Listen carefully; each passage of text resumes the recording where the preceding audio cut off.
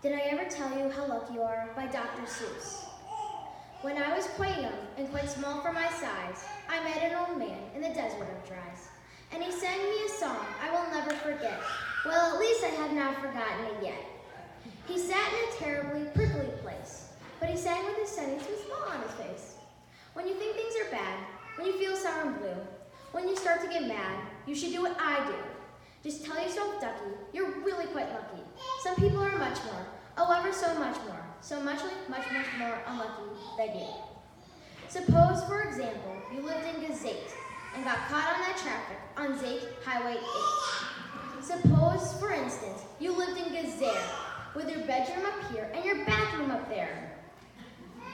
Think they work you too hard. Think of poor Ali Sar. He has to mow grass in his uncle's backyard. And it's quick growing grass, and it grows as he mows it.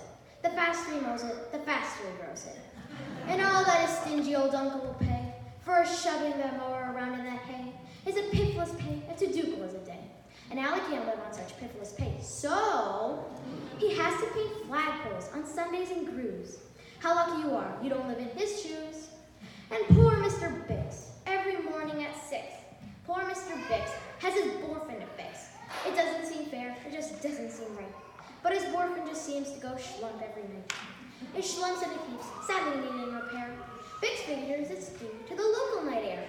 It takes him all day to unschlump it, and then the night air comes back and it schlumps once again. So don't you feel blue. Don't get down in the dumps. You're lucky you don't have a boyfriend that schlumps. And poor Mr. Potter, T-crosser-eyed daughter.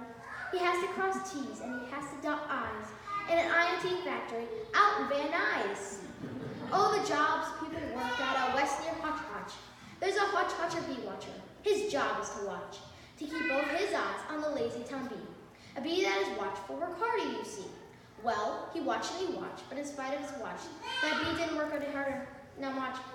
Since somebody said, oh, bee watching man isn't bee watching as hard as he can. He ought to be watched by another Hotch Hotcher. The thing that we need is a bee watcher watcher.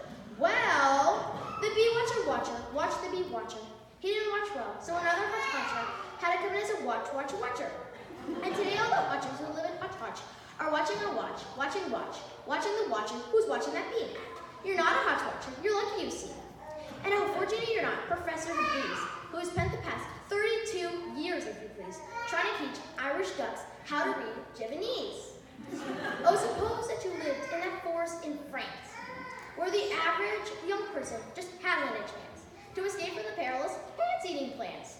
But your pants are safe, you are a fortunate guy, and you ought to be shouting, how lucky am I? And speaking of plants, you should be greatly gladish. You're not Farmer Falkenberg's 17th radish. That's why I say, ducky, don't grumble, don't stew.